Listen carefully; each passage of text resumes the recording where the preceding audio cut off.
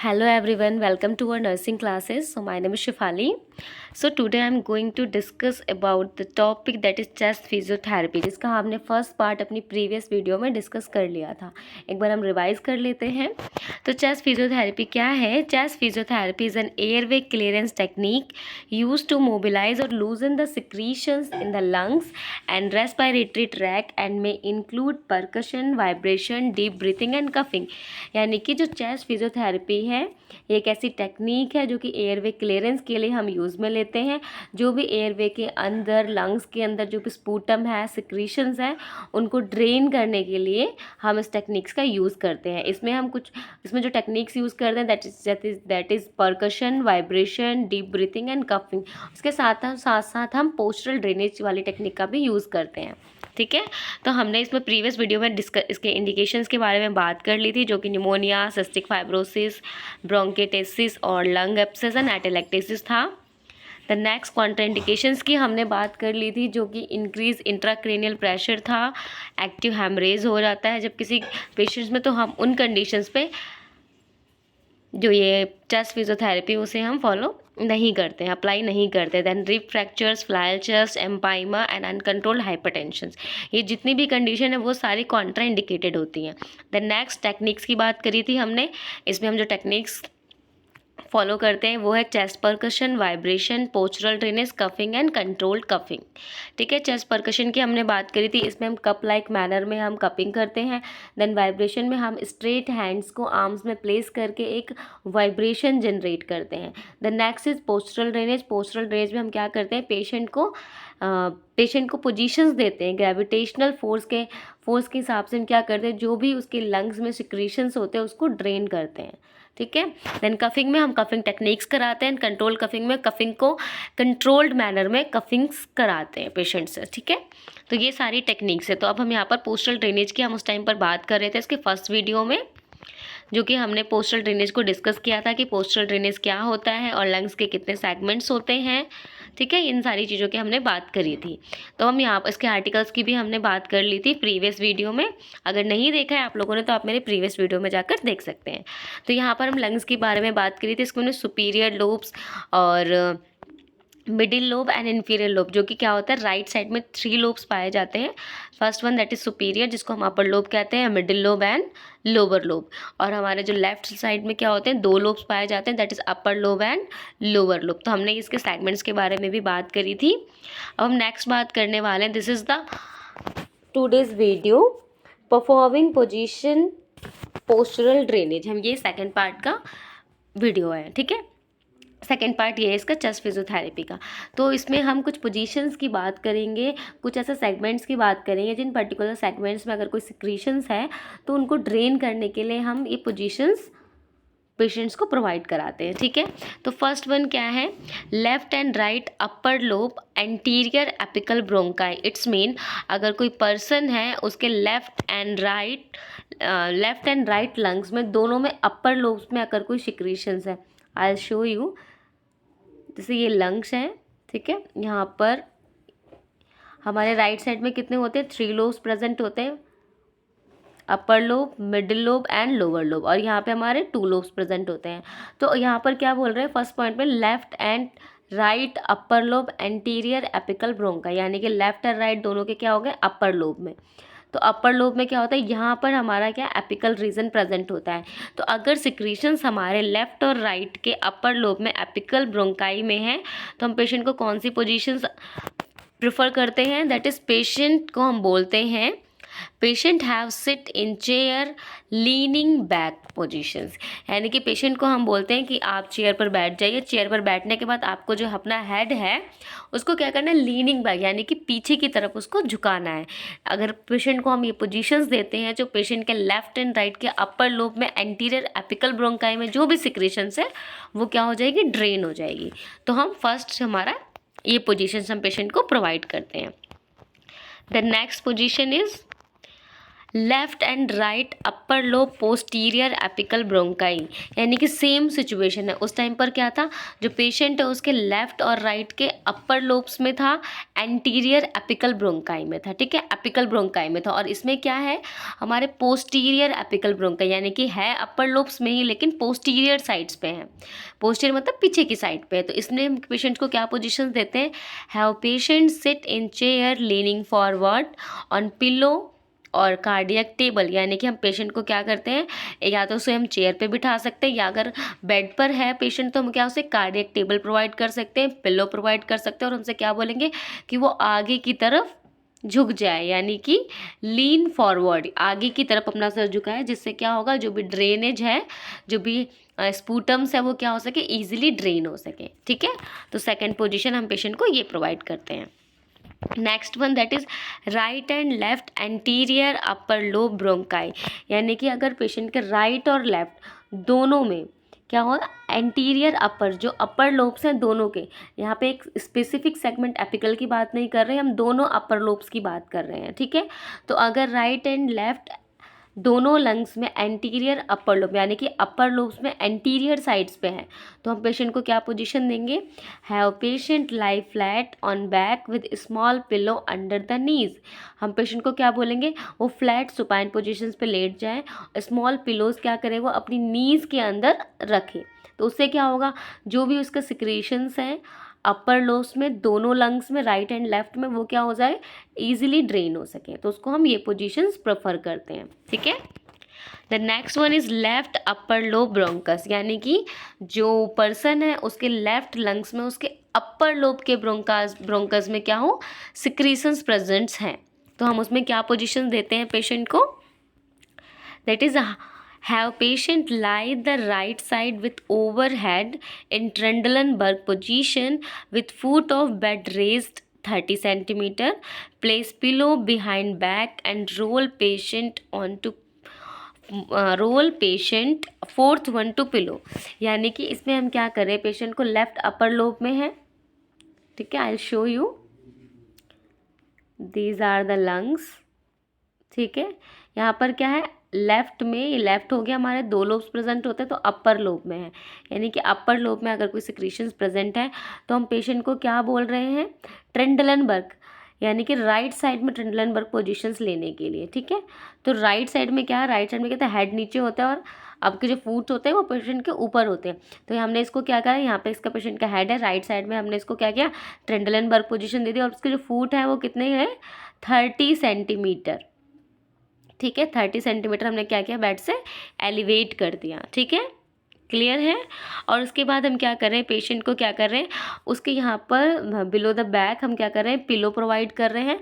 और पिलो जो है पेशेंट कितना कवर करेगा, 1/4, यानी कि एक पिलो का 1/4 हिस्सा है जो है वो पेशेंट कवर करता है, उसकी जो पेशेंट की जो बैक है वो उसे कवर करती है, ठीक है। क्या करना है हमें, पेशेंट को राइट ट्रेंडलनबर्ग पोजीशंस देनी है, 30 सेंटीमीटर उसके फुट को एलिवेट करना है, और क्या करना है हमें, उसकी पिलो को पेशेंट के बैक में अटैच करना है, कितना करना है, 1/4 part of the pillow, clear. ये हम करते हैं, कब करते हैं, ये पोजीशंस कब देते हैं, जब पेशेंट के लेफ्ट अपर लोब ब्रोंकस में सिक्रीशंस होती हैं, okay. And then next right middle lobe bronchus, यानी कि अब पेशेंट क्या है, पेशेंट के राइट साइड में जो मिडल लोब होते हैं, यानी कि क्या होता है, राइट साइड में जो लंग्स है उसमें 3 लोब्स प्रेजेंट होते हैं, तो हम यहाँ पर क्या है, मिडल लोब में, यानी कि मिडल लोब में जो ब्रोंकस है, अगर उसमें कोई सिक्रीशंस है, कोई स्पूटम है, तो उसको हम कैसे ड्रेन करेंगे। तो पेशेंट को क्या पोजिशन देंगे, आइए देखते हैं। Have patient lie on left side, raise foot on bed to 30 centimetre, place pillow behind back and roll patient 1/4 turn on to pillow, यानी पेशेंट को हम क्या कर रहे हैं यहाँ पर, इसमें हम कोई ट्रेंडलनबर्ग पोजीशन नहीं दे रहे, मिलनी है आपको ये देखना है। इसमें हम पेशेंट को क्या कर रहे हैं, उसको लेफ्ट साइड में लिटा रहे हैं पेशेंट को, देन उसके फुट को एलिवेट कर रहे हैं, कितना, 30 सेंटीमीटर, और उसके पिलो प्लेस कर रहे हैं उसकी बैक पे, कितना, 1/4 पिलो हम उसके बैक में प्लेस कर रहे हैं, ठीक है। ये कब कर रहे हैं हम, जब पेशेंट के राइट साइड में मिडिल लोब में अगर कोई सिक्रीशंस प्रेजेंट होती है, पेशेंट को हम क्या कर रहे हैं, उसको सुपाइन पोजीशंस दे रहे हैं, ठीक है, लेकिन लेफ्ट साइड पे दे रहे हैं, उसके फुट को रेज कर रहे हैं 30 सेंटीमीटर और पिलो प्लेस कर रहे हैं 1/4। Clear. The next one is 6 number, that is left and right anterior lower lobe bronchi. ठीक है, लोअर लोब दोनों में होते हैं, लेफ्ट में भी और राइट में भी, राइट, बिकॉज राइट में 3 लोब्स होते हैं, upper middle lower, and left में कितने होते हैं, 2 लोब्स होते हैं, अपर एंड लोअर। तो कहना क्या चाह रहा है हमारा पॉइंट कि left and right anterior lower lobe bronchi, दोनों में क्या है, एंटीरियरी साइड्स में जो लोअर लोब है वहाँ पर सिक्रीशंस प्रेजेंट है। तो उसको ड्रेन करने के लिए हम क्या पोजीशन देंगे पेशेंट को, have patient lie on back in Trendelenburg position with foot of bed elevated. कितना एलिवेट करना है, 40 to 50 centimetre. Have knees bent on pillow, यानी कि पेशेंट को हमें क्या बोलना है, उसको ट्रेंडलनबर्ग पोजीशन देनी है। ठीक है, जो ट्रेंडलनबर्ग पोजीशन है वो हम उसे दे रहे हैं। There is no specify to right and left, only Trendelenburg position देनी है। ठीक है, उसमें क्या करना है, ट्रेंडलनबर्ग पोजीशन देनी है, उसके फुट को एलिवेट करना है बेड से कितना, 45 to 50 सेंटीमीटर, और उसके नीज को क्या करना है, बेंड करना है। ठीक है, पिलो के साथ, यानी कि आई विल शो यू। ठीक है, ये होता है राइट, ये होता है लेफ्ट। अब ना हम पेशेंट को इस तरफ झुका रहे हैं, ना हम पेशेंट को इस तरफ ट्रेंडलनबर्ग पोजीशन, हम पेशेंट को क्या कर रहे हैं, इस तरफ ट्रेंडलनबर्ग पोजीशन दे रहे हैं। ट्रेंडलनबर्ग हमने यहाँ पर उसको पोजीशन दी, तो उसका हेड यहाँ पर है, और इस तरीके से उसके फुट को हमने एलिवेट कर दिया। कितना एलिवेट किया है हमने, 45 to 50 सेंटीमीटर। ठीक है, यानी कि जो उसका हेड, हम उसको, आप समझ रहे हैं, यहाँ पर जो ट्रेंडलनबर्ग पोजीशन दे रहे हैं उसके बाद उसके फुट को हम कितना एलिवेट कर रहे हैं, 45 to 50 सेंटीमीटर, और उसकी नीज को हम बेंड कर रहे हैं ऑन पिलो पे। ठीक है, ये पोजीशन हम यहाँ पर प्रेफर करते हैं। The next one, right lower lobe lateral bronchus, यानी कि जो पेशेंट है उसके राइट साइड के लोअर लोब्स में जो लेटरल सेगमेंट है वहाँ की ब्रोंकस में क्या है, सिक्रीशंस है। तो यहाँ पर हम पेशेंट को क्या पोजीशन दे रहे हैं, have patient lie on the left side in Trendelenburg position, यानी कि पेशेंट को हम लेफ्ट साइड से ट्रेंडलनबर्ग पोजीशंस दे रहे हैं। ठीक है, लेफ्ट साइड से हम क्या कर रहे हैं, पेशेंट को ट्रेंडलनबर्ग पोजीशंस दे रहे हैं, और फुट को कितना एलिवेट कर रहे हैं, 45 to 50 सेंटीमीटर। ठीक है, 45 to 50 सेंटीमीटर। तो इस तरीके से पोजीशन देने से क्या होगा, जो भी पेशेंट के राइट लोअर लोब में लेटरल साइड में जो भी सिक्रीशंस है वो क्या हो जाएगी, ड्रेन हो जाएगी। Okay, the next is left lower lateral bronchus. इसी तरह से अगर लेफ्ट साइड के लोअर लेटरल सेगमेंट्स में अगर सिक्रीशंस है तो पेशेंट को क्या पोजीशन देंगे, have patient lie on the right side in Trendelenburg position with foot of bed raise to 45 to 50 centimetre. Same opposite है, लेफ्ट साइड में है तो पेशेंट को राइट पोजीशन दे रहे हैं, वो भी कौन सी पोजीशन दे रहे हैं, ट्रेंडलनबर्ग पोजीशन दे रहे हैं, और फुट को कितना एलिवेट कर रहे हैं, 45 to 50 centimetre. Clear. The next one, that is 9th position, that is it, right and left lower lobe superior bronchi, यानी कि राइट साइड और लेफ्ट साइड दोनों का लोअर लोब है, उसमें भी कौन सा, सुपीरियर, जो लोअर लोब में जो सुपीरियर पार्ट है वहाँ की जो ब्रोंकाई है, अगर उसमें कोई सिक्रीशंस है तो हम पेशेंट को क्या पोजीशन दे रहे हैं, have patient lie flat on stomach, यानी कि पेशेंट क्या है, अपने स्टमक के सारे, यानी कि प्रोन पोजीशंस पे उसे हम पेशेंट को लेटने के लिए बोलेंगे, और उसके स्टमक के अंदर क्या करें, हम पिलो को स्टमक के अंदर रख रहे हैं। ठीक है, यानी कि पेशेंट प्रोन पोजीशन पे है और उसके स्टमक के अंदर हम क्या कर रहे हैं, पिलो को प्लेस कर रहे हैं। तो इससे क्या होगा, जो भी right and left lower lobe में जो सुपीरियर सेगमेंट में जो भी सिक्रेशंस है वो इजीली ड्रेन हो जाएगी। ठीक है, the last one position, that is left and right posterior basal bronchi, यानी कि जो लेफ्ट और राइट साइड में जो पोस्टीरियर साइड में जो भी ब्रोंकस हैं,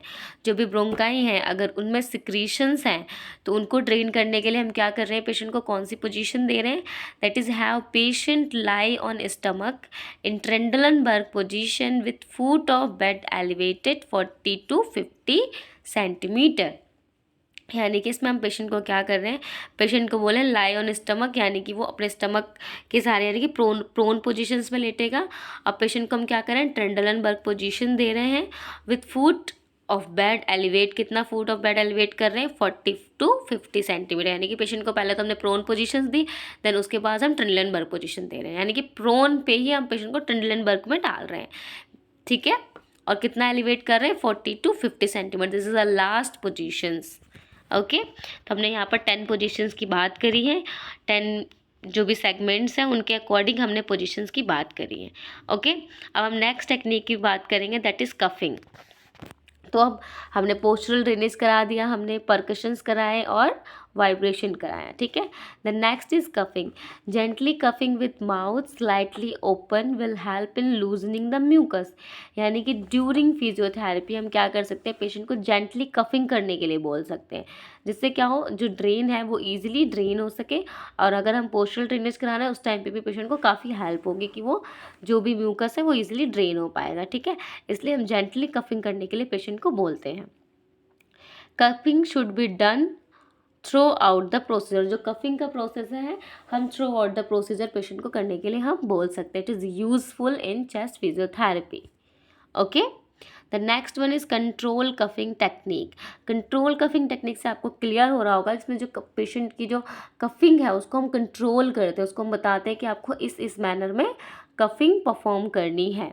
तो one of the essential component of respiratory care after draining from each position control coughing is perform, यानी कि ये एक असेंशियल कंपोनेंट है। जब भी हम चेस्ट फिजियोथेरेपी कराते हैं, जो भी हम पोजीशंस देते हैं अकॉर्डिंग टू सेगमेंट, उसके बाद हमें क्या करेंगे, पेशेंट को कंट्रोल कफिंग टेक्निक्स भी करानी होती है, जो कि बहुत ही यूजफुल होती हैं। The patient is asked to inhale deeply through nose and to pause and then 2 to 3 times sharp and deep cough with proper hand और arm placement, यानी कि पेशेंट को हमें क्या करना है, पेशेंट को बोलना है कि आप डीपली इनहेल करें थ्रू द नोज़ एंड उसके बाद पॉज करें 2 to 3 टाइम्स, उसके बाद उसको पॉज करें 2 to 3 सेकेंड्स के लिए, देन उसके बाद क्या करें, उसको हम कफिंग करने के लिए बोलते हैं, ठीक है। और कफिंग करने में जो भी उसके आर्म्स हैं और हैंड्स, उनकी प्लेसमेंट प्रॉपर होनी चाहिए। मैं आपको इसके आगे इमेज दिखा दूंगी। 2 से 3 टाइम पेशेंट को हम कफ करने के लिए बोलेंगे। फर्स्ट टाइम में क्या होगा, जो भी इसकी एयर है वो एक्सेल करेगा, देन उसके बाद जो थर्ड टाइम होगा उसमें क्या होगा, जो भी स्पूटम है वो बाहर को वो स्पिट करता है पेशेंट, ठीक है। तो ये है controlled coughing technique, okay. This is the cupping hand for chest परकसन, जो हमने पहले देखा था कि जो भी हमारी टेक्निक्स थी चेस्ट फिजियोथेरेपी परफॉर्म करने की, उसमें फर्स्ट वन टेक्निक क्या थी हमारी, परकशन, चेस्ट परकशन। तो चेस्ट परकशन जो करते हैं हम इसी मैनर में करते हैं, अपने हाथों से क्या एक कप लाइक हाथों को शेप देते हैं, उसके हिसाब से हम उसमें चेस्ट पे, पेशेंट की चेस्ट पे कपिंग परफॉर्म करते हैं, ठीक है। The next one is vibration. हम वाइब्रेशन कैसे जनरेट करते हैं, शार्प हैंड होता है हमारा, उससे क्या होता है फ्लैटेंड हैंड होता है, उससे क्या करते हैं हम पेशेंट की चेस्ट पे जेंटली अप्लाई करते हैं और क्या करते हैं, वाइब्रेशन को जनरेट करते हैं, क्लियर। तो इस तरीके की जो टेक्निक्स है वो हम यहाँ पर फॉलो करते हैं, ओके। कंट्रोल कफिंग हमने देख ली, यहाँ पर सारी टेक्निक्स की ऑल ओवर बात कर ली है। तो अगर आपको वीडियो अच्छी लगे तो प्लीज़ लाइक एंड शेयर करें, इसमें आपको कंप्लीट नोट्स मिल जाएंगे। So thank you class.